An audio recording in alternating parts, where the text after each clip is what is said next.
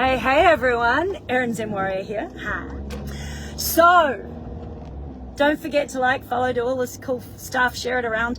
Thank you very much. Abs, and more abs. Oh wow. Okay, so I did one recently on train the way you want to look. And the reason that that's really important is because when you are building a body, you are stimulating the emotional neural network. So basically you're firing a bunch of hormones, essentially. And whatever you do when your body is stimulated into stress, it fuses into your body. Of course, whatever you do the most, your body becomes incredibly efficient at. And most of us all, what we do the most is we sit. And what happens posturally when you sit a lot, especially when you sit for hours at a time, because most of you do not get up from your desk every 30 minutes, 45 minutes, an hour max. Now, there's a reason you should get up from your desk every hour, and that's because your brain starts to shut down if you don't pump the blood around physically.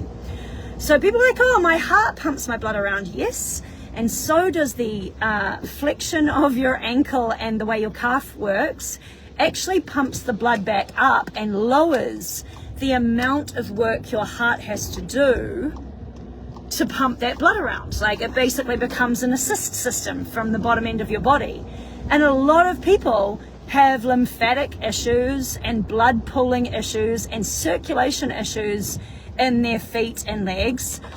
I mean, what do you think half of that stuff is, including just having cold feet, for example?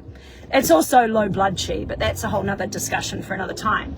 So when you sit at your desk, and you sit at your desk for hours and hours and hours, not only does your brain shut down, but your body starts becoming very, very efficient at sitting.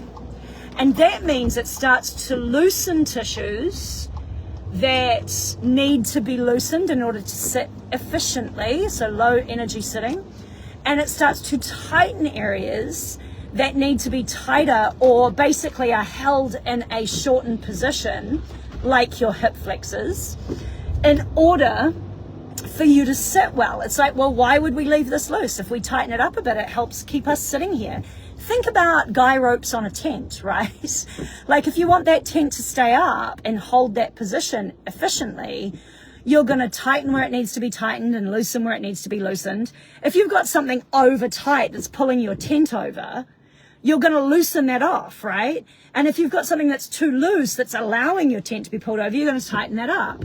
Well, when you're sitting, your body kind of does the same thing. And now when you stand up, after the adaptation that your body has gone through to become efficient at sitting, when you stand up, that sitting position translates through your whole body. And what it essentially does, it creates like an abdominal deafness. That's how I like to refer to it. So there's a visceral deafness that happens in your abdominals. And part of that is because you are now being held slightly tilted forward.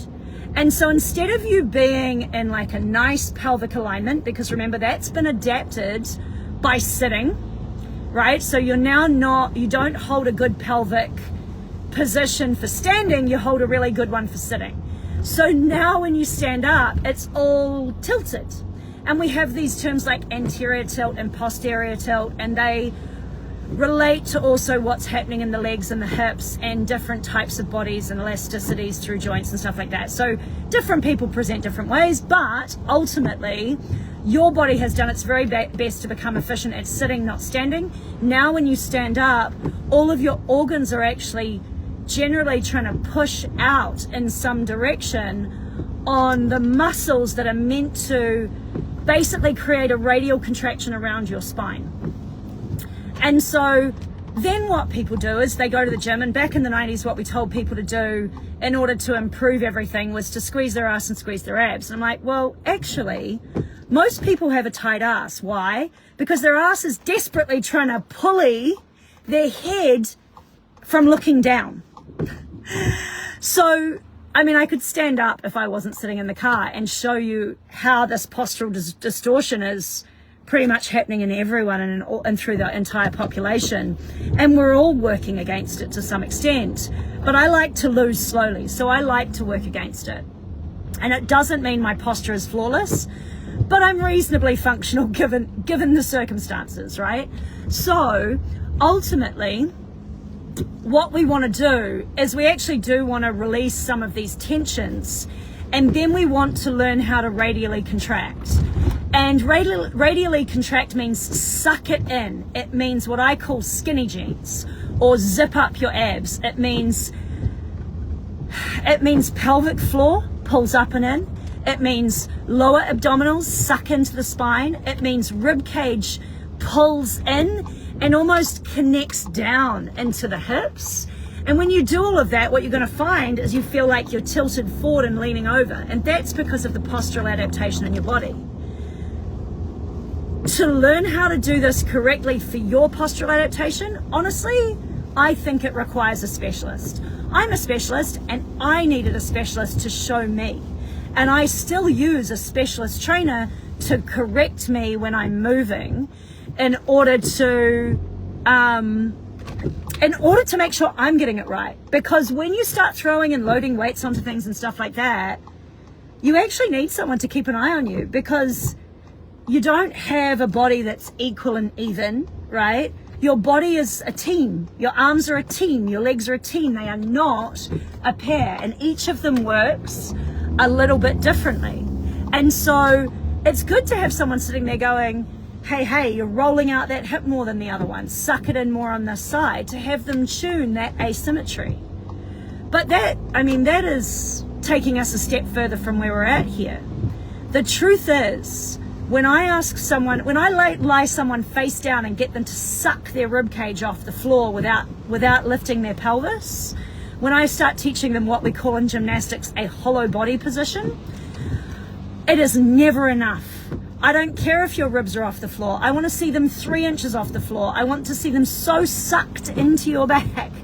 Like, I want you to keep going back to those abdominals and pulling them in more and more and more. And here is why.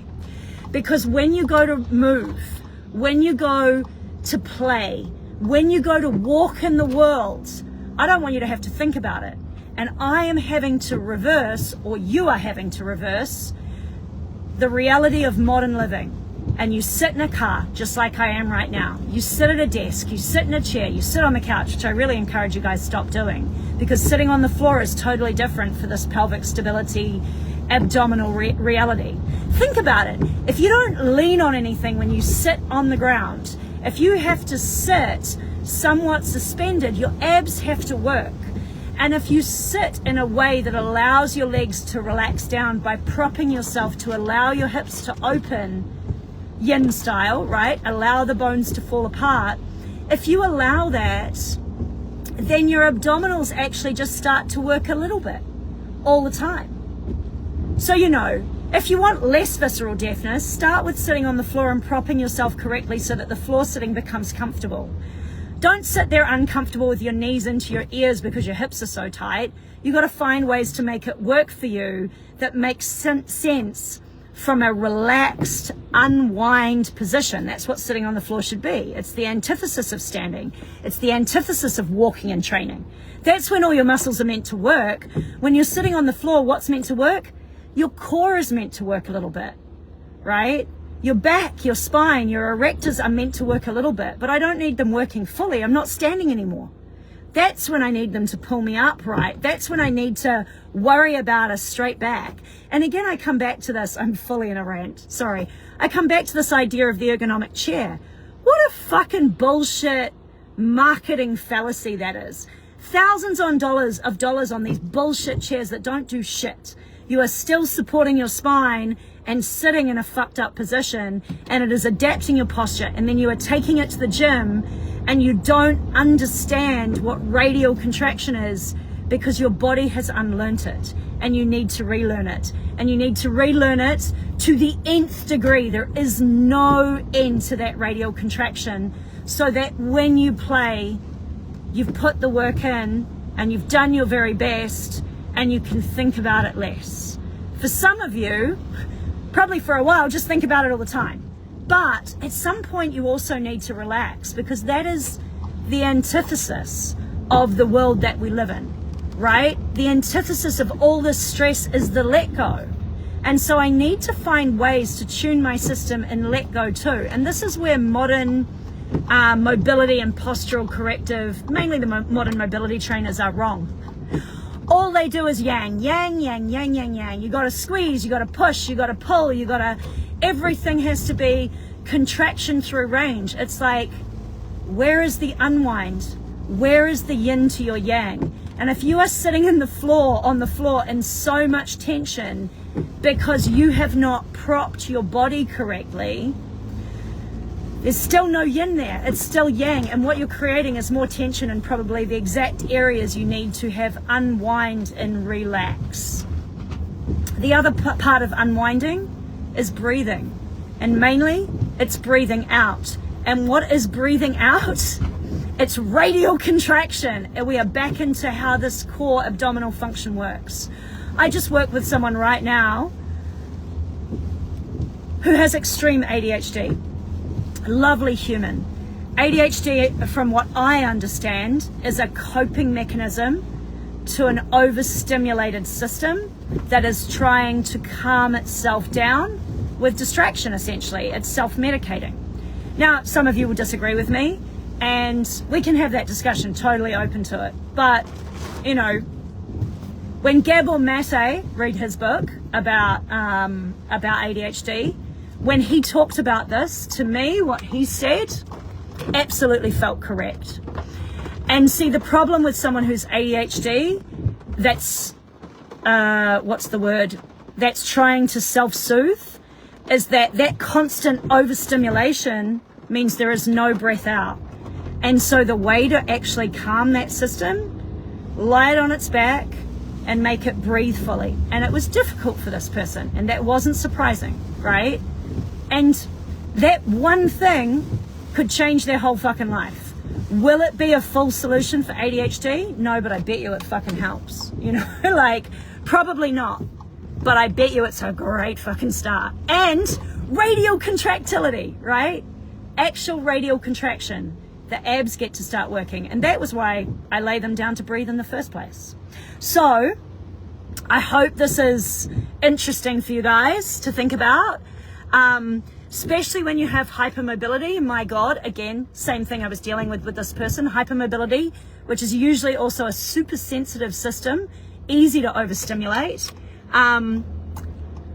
It was why I lay them down to breathe in the first place. I wanted to see if I could find radial contraction right in the middle. Now, this does not take away, by the way, from the fact that starting from the feet is also important, but actually sometimes that's so remedial the person will not be engaged. And so I can also start from lying on the back and finding this ab stability, which is actually where babies start from. They don't start on their feet, they start on their tummies and on their backs. So have a lovely day. Please ask me questions, like, follow, do all the fun things, share it around.